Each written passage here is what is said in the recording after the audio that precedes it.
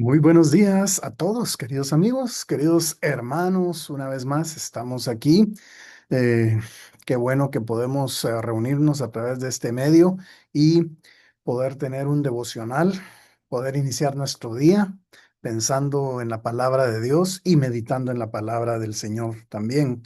Así que me da gusto saludarlos. Hoy es martes 2 de septiembre del 2025. El tiempo va volando, como siempre decimos, prácticamente estamos a fin de año y el clima ha cambiado. Ahora tenemos mañanas bastante frescas, deliciosas y pues ya se siente el sabor a fin de año. Bien, hemos tenido un fin de semana lindo de celebraciones. Hemos podido asistir a nuestras diferentes actividades y damos gracias a Dios por ello. También damos gracias a Dios por la vida que nos da y también oramos por aquellas personas que lo están pasando mal. Recuerden siempre enviar sus peticiones de oración o contactarme con mucho gusto. Oramos diariamente por ustedes y bueno, la cosa es estar unidos y seguir adelante y cumplir el propósito que Dios tiene para nosotros. Hoy vamos a estudiar, como les dije la semana pasada, y como ya es costumbre en los videos, viene uno tras otro, ¿no? Juan 19 es lo que nos corresponde meditar ahora. Y quisiera hablar acerca del liderazgo de Pilato. De Pilato, este gobernador ahí de la región de Galilea y Jerusalén, cuando Jesús le tocó que padecer en este tiempo, o él decidió padecer, para usar las palabras correctas, por nosotros. En el capítulo 19, entonces, se narra la crucifixión de Jesús. Es un capítulo que no importa cuántas veces lo leamos y vayamos por él y meditemos en él, siempre va a ser una historia que toca bastante nuestros corazones. Hay muchos detalles ahí en este momento porque ah, realmente es el momento de salvación de la humanidad, no solo de los hombres, sino que de las mujeres también. No necesitamos una redentora. Les digo esto porque pareciera chistoso. Hay algunas personas que dicen, no, Jesús murió por todos los hombres, pero para salvación de las mujeres, entonces por eso necesitamos a la mamá de Jesús, a la Virgen María, pero la Virgen María, como le llaman, o María, ella no murió por nosotros, ella no fue crucificada por nosotros, ni sufrió como nosotros, por nosotros. El sacrificio perfecto fue Jesús, el Cordero de Dios que quita el pecado del mundo. Bueno, y entonces hay muchos detalles ahí. Él fue crucificado en el día de la Pascua. La fiesta de la Pascua, pues, tiene sus orígenes en Éxodo, cómo Dios liberó de Egipto al pueblo de Israel, y hay muchas enseñanzas ahí importantes: el Cordero Pascual, el sacrificio, eh, el perdón de nuestros pecados, todo lo que sucedió ahí. Aquí en Juan también, o en los evangelios, aparecen 7 palabras que el Señor Jesús dijo en la cruz del Calvario. Hay libros que se han escrito de esos sermones también, enteros, muy interesantes. Uno de ellos lo tengo por acá en mi librera, que un buen amigo mío y apoyo aquí en el ministerio, y ayuda aquí en el ministerio, me lo regaló. Septemberba se llama, muy, muy bueno, muy bueno. Pero bueno, hay muchos detalles, 42 versículos aquí en Juan 19 para darse gusto. Lo que quisiera a través de estos videos y estar en contacto con ustedes es que ustedes también despertar en ustedes la necesidad, el deseo, el gusto por estudiar la palabra de Dios. Nosotros, con la ayuda del Espíritu Santo, podemos estudiar la palabra de Dios. Entrémosle allí capítulo por capítulo a la Biblia, empecemos con los evangelios, empecemos con los proverbios, los salmos, no sé, los libros que a usted más le gusten. Hay otros que escuché esta semana un testimonio de una persona que dijo que empezó a leer Levítico, y esta persona era muy desordenada, y cuando empezó a ver todo el orden en Levítico dijo, Señor, tengo que cambiar mi manera de vivir, tengo que organizarme. Así que la palabra de Dios es viva y permanece para siempre, y es más cortante que espada de dos filos, dice la misma palabra, y entonces penetra hasta nuestra alma, nuestro espíritu, y es capaz de transformar nuestras vidas y darnos lo que necesitamos. Quizá no lo que queremos, pero sí lo que necesitamos.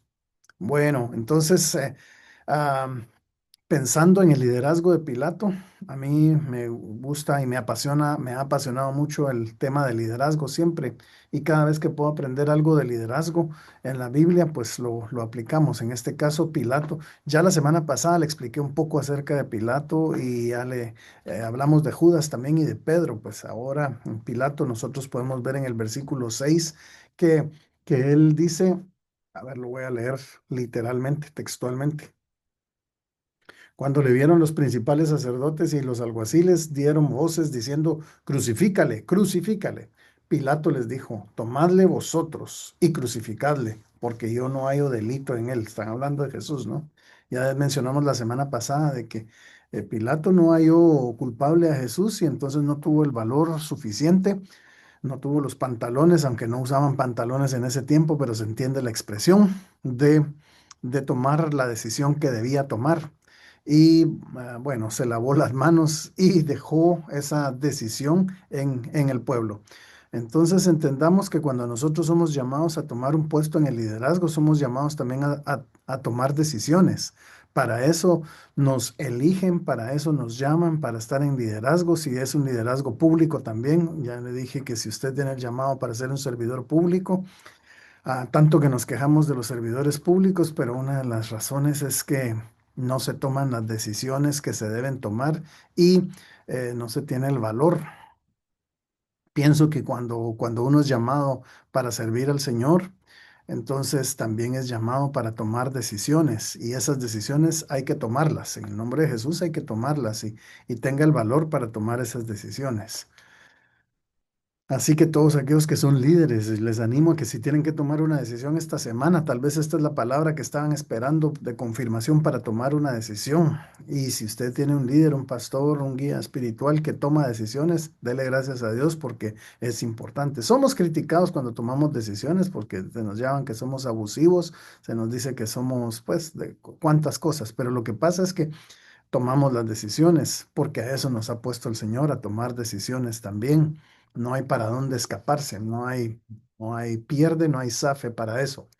El versículo 8 hay otra característica. Dice ahí el versículo 8 cuando Pilato oyó decir esto, tuvo más miedo, dice. Y tenía miedo de la población, tenía sus propios temores, el miedo es un arma poderosa, nos ayuda a prevenir peligros en nuestras vidas, pero también nos paraliza, nos paraliza.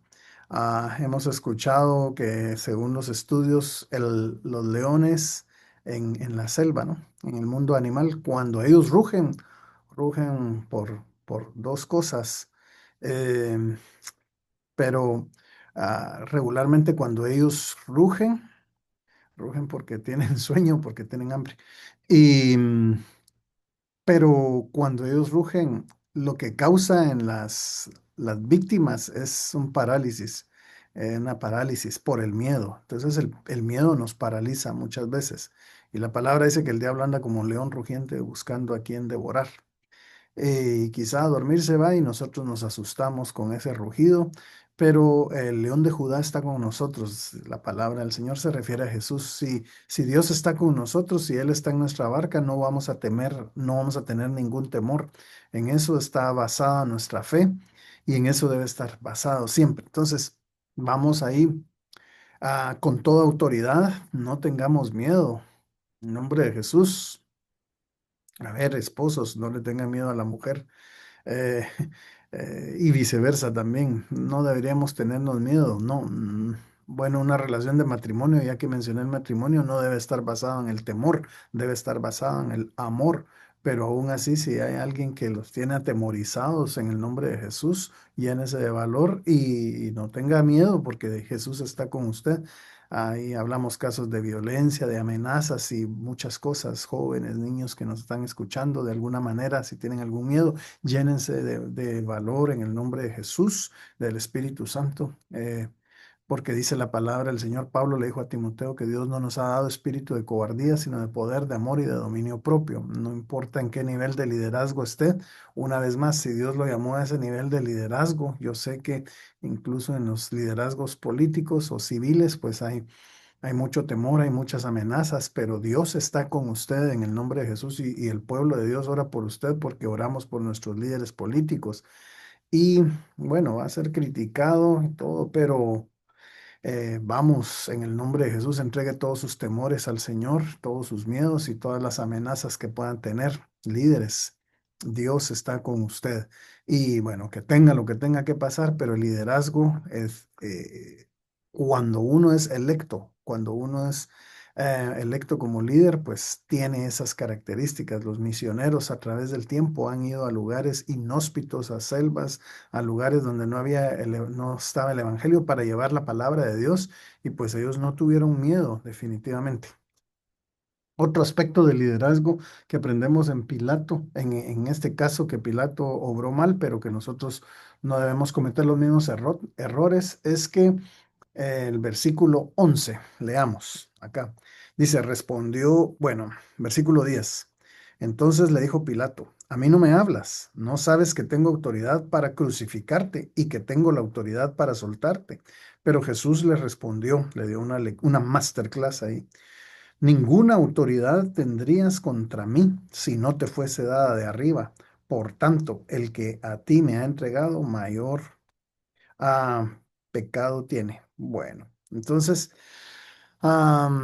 menciona varios aspectos ahí, menciona y se recuerda el que lo entregó a Jesús delante de Pilato, pero este, le recuerda también que la autoridad política que tiene Pilato en ese momento le fue dada de arriba, le fue dada del cielo. Toda autoridad es puesta por Dios. Entonces, por eso nosotros respetamos nuestras autoridades y oramos por ellas. Y si nos corresponde estar en autoridad, no debemos vanagloriarnos, porque en este caso Pilato estaba diciendo, bueno, yo tengo autoridad sobre ti, pero Jesús le dice, no tuvieras autoridad sobre mí si no te hubiera sido dada del cielo. Supervisores en nuestros trabajos, en todos los lugares, liderazgo dentro de la iglesia, no nos enseñoremos de las personas, no abusemos de la autoridad, sino que más bien entendamos que los puestos de autoridad son privilegios y son puestos para servir a la gente. El otro día en una escuela dominical acá en la iglesia con nuestros hermanos de habla inglesa, estaban ahí discutiendo porque ellos todavía están trabados en su mente de que ah, un líder no sirve. La discusión era acerca del servicio.